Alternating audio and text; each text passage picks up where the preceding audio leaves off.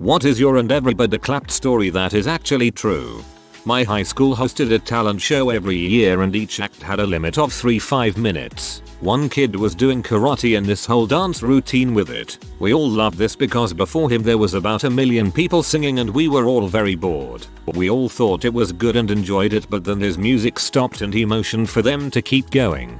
He had already been at this for about 5 minutes. Teacher and staff were trying to tell him he needed to leave and get off the stage, but he didn't know much English and didn't understand them, so he just kept going. No music and we all started cheer and stuff. Then teachers went on stage to try and bring him off, and right then as a teacher was like literally trying to pull him off. It had been about 10-15 minutes at this point. He started doing push-ups with 2 fingers and then with just his thumbs. Then we all stood up and applauded, encouraging to keep going, and the guy in the music booth, who was also a high schooler, started playing his music again and he straight up did his act for like 30 minutes. By then school was ending and we all got to vote on our favorite act to perform again at our next assembly. He won by a landslide.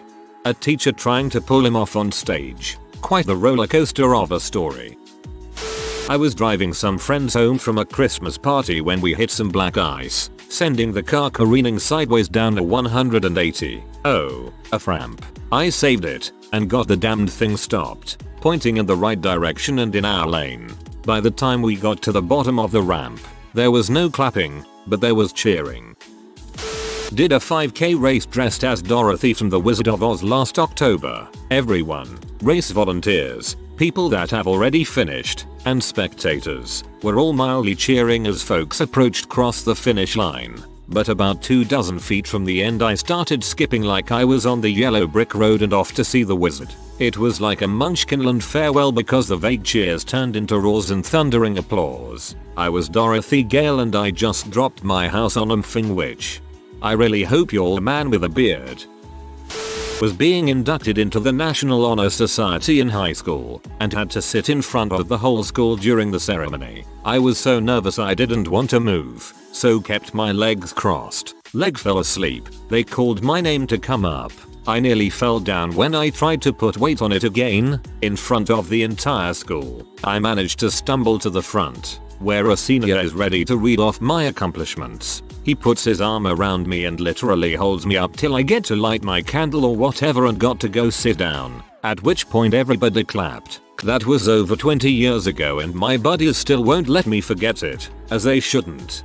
No inductions here, but a refugee student at my school did a speech at an assembly to tell us how he grew up, what it was like, etc. He stood up, nervously approached the podium, and quietly breathed frick straight into the microphone. There was a lot of laughter, cheers, and applause. Many years ago, I was at a SF Giants game at Candlestick Park. This was back when they were owned by a man named Bob Lurie, who was trying to sell the team to Florida. The game went into extra innings and ended up tying the record for the longest extra inning game ever played there. It was so late in the evening, they were showing Late Night with Dave Letterman on the big screen. In between innings, seeing Letterman reminded me of this bit he once did involving the owner of GE, his boss, and a megaphone. So with the Giants on the field, and barely 200 die-hard fans left in the park, I yelled at the top on my voice, "My name is Bob Lurie, and I'm not wearing any pants, I swear to God." SF infielder Robbie Thompson and one of the umpires cranked their heads around and looked in my direction in the upper section. The crowd erupted in laughter, and I got a standing ovation. Man, those empty Candlestick games were great for Heckling. 60,000 seat stadium and everyone could hear everyone else individually. Robbie Thompson was the 2B in the 90s. BTW Bobby Thompson hit the Giants win the pennant. The Giants win the pennant home run in 1951. Went on an aeroplane and everyone clapped when we landed. So many traitors to the British way of life on that plane. I was disgusted. Took a small role in my high school production of West Side Story to get over my fear of public speaking. Show night comes and one of the gang members, Shark or Jet, I don't remember, gets down on one knee to deliver his line to me with his fly wide open. Unbeknownst to him, he had a dumb look on his face because he was mocking me, Officer Crook. As part of the scene, the whole thing got the better of me and I lost it, laughing, when I tried to deliver my 2 simple lines. Could not recover. I eventually laughed out the words, "AWW forget it," and walked off stage. Received a standing O at the end. For being a trooper, I guess. Next night, same scenario, except everyone has their flies down this time. Rinse and repeat, and everybody clapped. The end. Needless to say, I only further exacerbated my fear of public speaking. Gee, Officer crap you. I was at mass last Sunday and an announcer at the beginning was like, "Please stop clapping at the end of the mass. Please respect the solemnity of Lent." But at the end of the mass almost everybody still clapped. In trucking school this past month I struggled to learn manual, got frustrated as frick and started getting depressed that I'd never get to trucking. After a few days of grinding and frustration I went to sleep, woke up next morning and got back in. The other student learning with me was in back. I shifted, next gear, button flip 6th gear, downshifted, revved and did a double down, made a turn and went back to shifting. Round and round I went. Instructor and classmate clapped for me and cheered me on. I did 300 miles today in a 10-speed Peterbilt on I-4 and 75 north to Georgia with those guys while getting our mileage in. I grinded 2 or 3 gears on a framps, but I did it. I am proud of myself today. You're going to be fine. I don't know a driver who hasn't ground an occasional gear.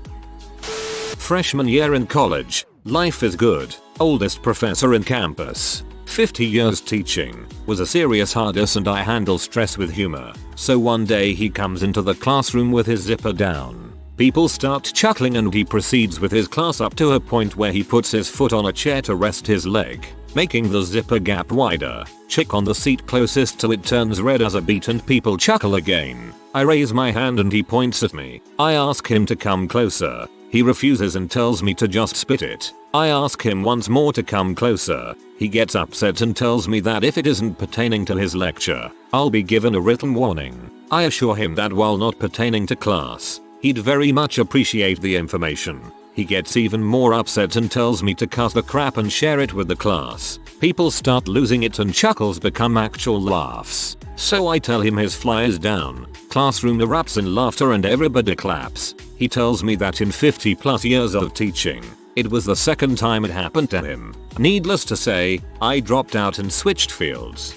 I thought for a second you were going to zip his fly for him. I was at a showing of Rocky Horror at a friend's college. It was my 3rd time at one, but my first time at that one. I quickly learned the things you yell at the screen during the film may be regional. At the movies, arguable, climax. A character is turned into marble statue where one breast is noticeably larger than the other. Prepared from my past 2 showings and confident from my success shouting in unison with strangers, I bellowed, "Now that's what I call a BLT, a big left tit." It was around what I realized literally no one else was yelling. No one.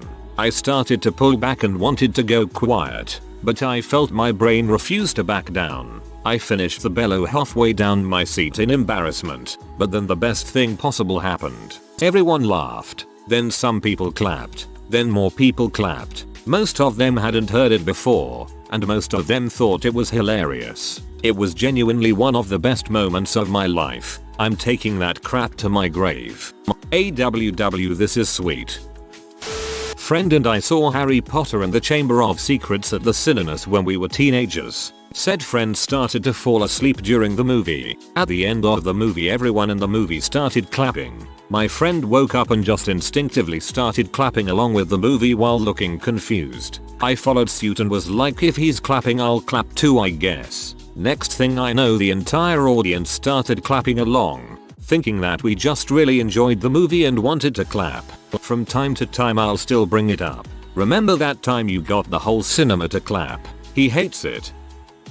I was at a lock-in at my fencing center, and to pass the time we had a bunch of video games to play. Typically we just played SSBM, but Rock Band had recently come out and everyone was still infatuated with it. I had been playing Guitar Hero for years before RB ever came out, so I was relatively proficient. Could play all songs comfortably on expert. We played a bunch of different songs with varied results. No one was doing anything that impressive though. At some point we chose the song Highway Star by Deep Purple, a childhood favorite of mine, and during the main solo with all the squedlies I absolutely freaking nailed it. Got something like 98% for the solo sequence on expert. I had even used the silly little solo buttons they had. Like 10-15 kids were all watching it and they all hooped and hollered, gave me congratulations after the song ended. I actually have a few great stories about impressing people with my GH abilities. By no means am I near the best, but back in 2008 I definitely put a lot of time into being party good.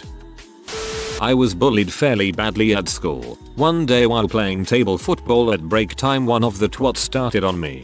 Basically started shouting at me till he went red, threatened to beat me up, so I told him to go through with it. He pushed me, so I picked him up onto my shoulder one-handed, walked out the door, threw him to the floor, locked the door after, and he had to walk the whole way round the school. Pretty much everyone around me cheered. He lost his reputation overnight, and I never had issues with people starting on me after. Only regret is not responding earlier, as it would have likely stopped a few years earlier. High school guys cheerleading event for homecoming.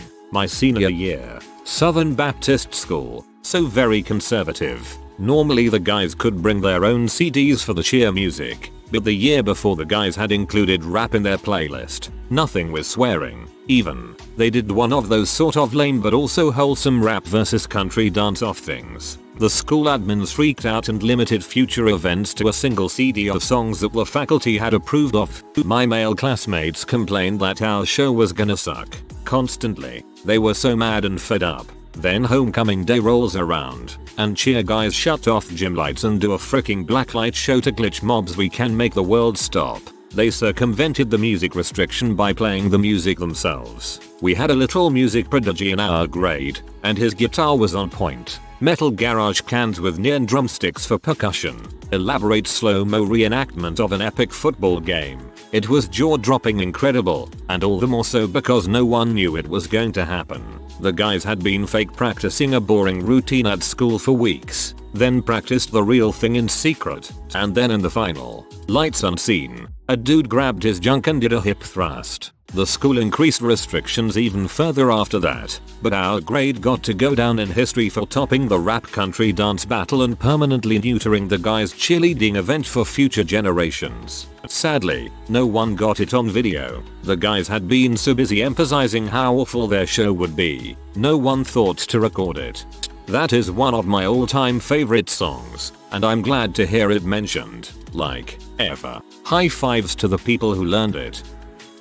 In grade school, I came in from recess to overhear my teacher talking to another student, and one of them is mentioning how cool they think it is that the Olympic torch carries a continuous flame all the way to the destination. The first time I had heard about it, as my only exposure to sports at the time was that my neighbors were interested. I wondered out loud about the difficulty of that. Something like, what do they do if it goes out? So the teacher starts geeking out over the chemistry they use to prevent that, with no expectation that we absorb any of that information because it's science more advanced than our grade. And she continues on even after class formally resumes and the other students start asking whatever tangential questions spring to their mind about I don't remember what. Eventually she realizes how much time she's lost track of and gives up on starting what she had scheduled for the day, and the class spends the next couple hours just kind of chatting with her about whatever Olympics related topics come to mind straight through until the next recess. On the way out the door, other students are quietly congratulating me on how I brilliantly tricked her into skipping a big chunk of the school day.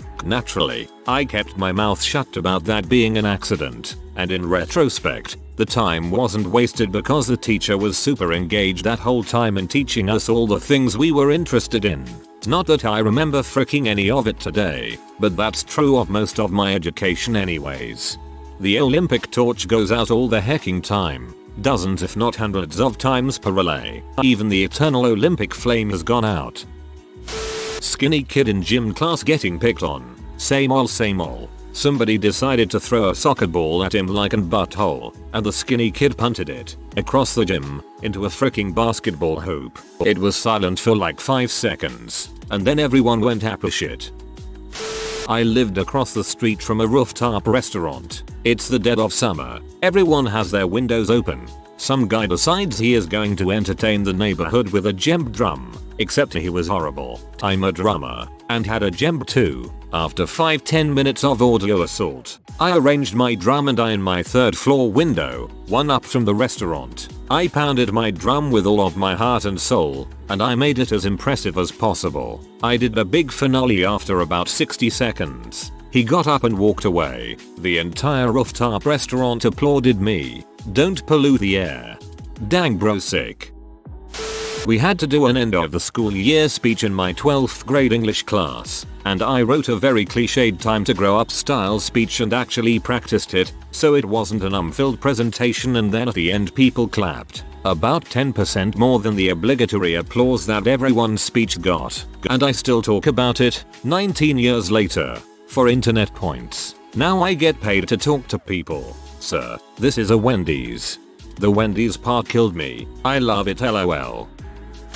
Me and 3 friends performed chop suey by System of a Down for a school talent show, finally giving me the opportunity to show off my awesome drum skills. We were only an honorable mention, but we still got a standing ovation and pretty much became the fan favorite performance of the night. Plus, everyone clapped again when our band boarded the bus to get pizza.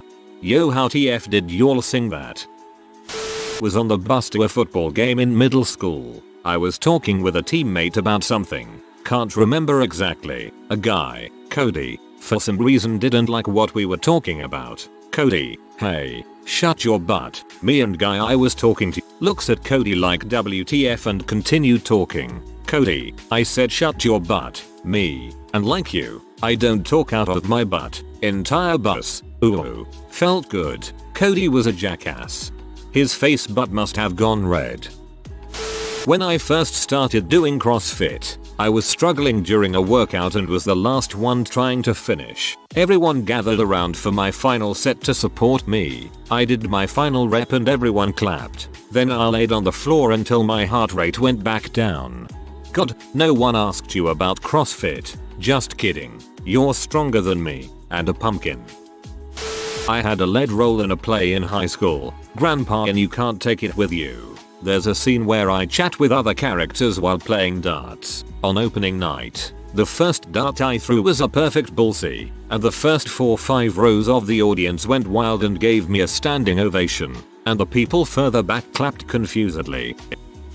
True story, I used to constantly cut class in high school. One day, for whatever reason, I showed up to English class. Just my luck, it's midterm time. I take the test. The next week when I showed up, late of course, I walked in and everyone started clapping. I'm like WTH. Turns out I not only got the highest score in the class but also the whole school. My teacher was so proud and really took a personal interest in me after that. He would give me books to read all the time. He was my favorite teacher till he died. That's so amazing. I was at Six Flags Great Adventure. We boarded the Great American Scream Machine, a huge steel roller coaster. Me and my buddy picked the last car, so we'd really feel the whip. We slowly go up the first hill. Click, click, click. Then, just as the first car goes over the hill, we stop.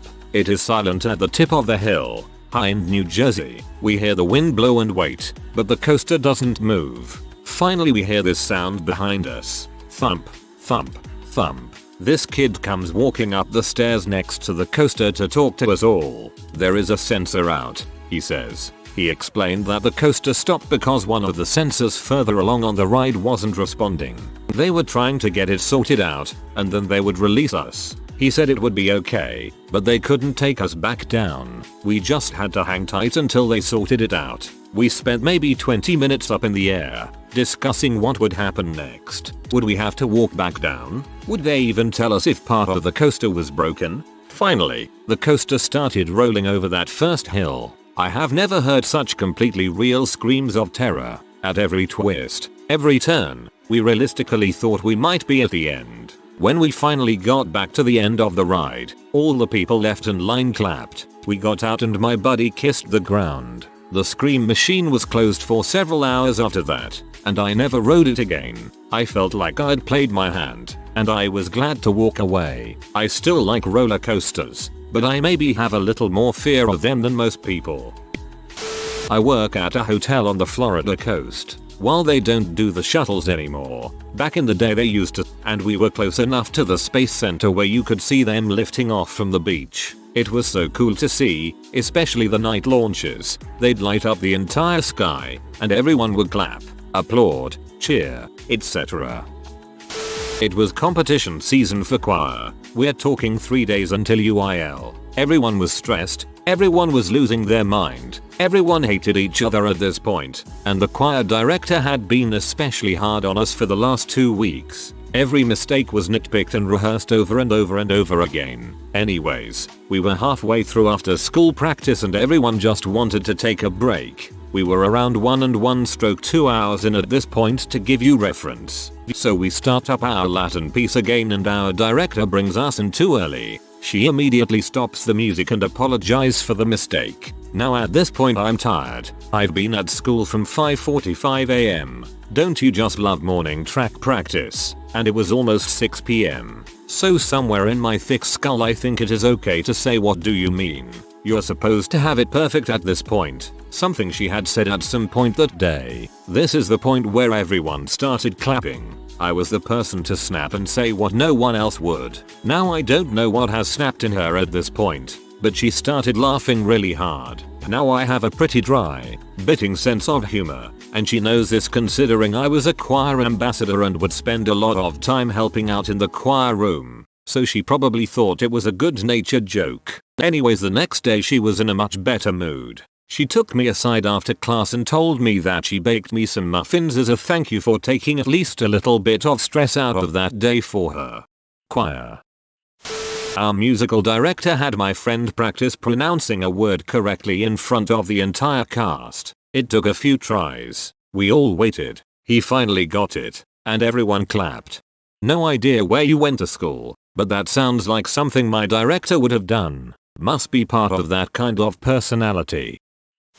I got on the subway after finishing at the gym during rush hour in Toronto and leaned against a pole with a book in my hand for the 10-minute ride home. An older lady, late 50s early 60s, ran through the closing doors to get on the car and accidentally bumped into a guy who was already on the train. The fairly well-built guy, obviously having finished a long day working construction, turned on the lady and started yelling and berating her for running into him. After 15-20 seconds of him berating her and her cowering against a wall, I figured she'd had more than enough and called out to the guy, "Okay man, she gets it. Calm down." The guy finished yelling at her and turned on me to threaten and yell at me. I was going to the gym not because I'm a big gym buff but because a 6'6" fat guy, so I wasn't terribly concerned for my safety. He kept yelling at and threatening me until we got to the next station while I was trying to calm him down. When we got to the next station I decided I'd had enough. I put my book in my back pocket and yelled back at him, "Okay butthole, you want to fight? You want to freaking fight? Let's go. Off the freaking train. Let's go butthole." He eagerly said yes and stepped off the train and onto the platform so we could fight. I pulled my book back out and leaned back against the pole intending to watch the train doors close in front of him and then leave him there. Everyone on the train laughed and clapped. That'd make for an awesome story if that's where it ended, but unfortunately we were stopped at that station for an abnormally long time, and after a few moments he just got back on the car even more incensed after being embarrassed. Several people got ready to intervene if needed and one girl at the other end of the car hit the panic strip. The cops came fairly quickly and escorted him off the train and out of the station. I had several people tell me that they were ready to back me up if needed, but as I told them, I never had any intention of getting into a fight. I just wanted to deflect his attention from the old lady. I'm big enough to give most people pause and experienced enough to hold my own if they don't. This has turned into one of my very favorite stories to tell over the years, and most of my friends are sick of it after having heard it 3 or 4 times. This is like the opposite of what usually happens. After an incident is over, you think of the perfect thing you should have done, and in your mind the scene plays out beautifully. In your case, you thought of the absolute perfect thing to do to make a storybook ending, and it fell flat. That's hilarious. I'm glad it worked out the way it did. I was at a baseball game and it was 99 degrees, sunny, and nearly sold out. Middle of the 5th inning, nothing at all going on in the game. A giant cloud covered the sun, and the whole stadium cheered. We cheered the dang cloud. In my Spanish I class, our prof was explaining how you shouldn't call older people vieja or viejo cause it's like saying some old woman or some old man, but he was having a rough time explaining it to us. I tried to offer an English equivalent and said, "Okay boomer." The class went nuts and the prof was so confused. I'm not sure it ever clicked for him, but my classmates responded with applause and laughter. One of the professors at my school told the class that he brought his phone with him to class that day and if he got a call during class, he was going to answer it because his daughter-in-law was in the hospital having a baby. The whole auditorium clapped. It was a sweet moment. 5 or 6 times a day for weeks now, when someone at work overcomes a small obstacle or provides very basic assistance, someone who notices will yell "so and so saved the day" and everybody claps. I don't know if that's really encouraging or really patronizing. My wife was due to give birth while I was still in my last round of apprenticeship schooling.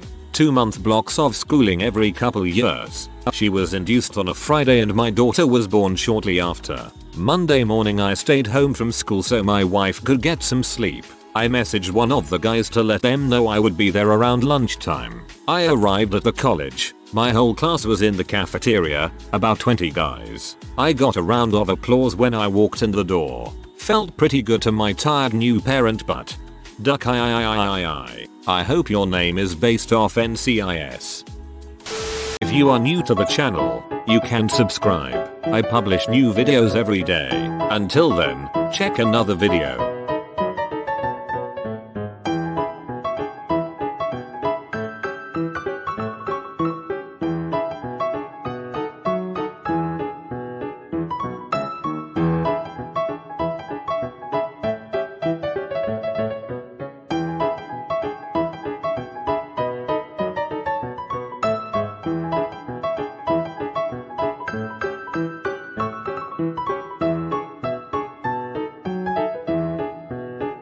Bye for now.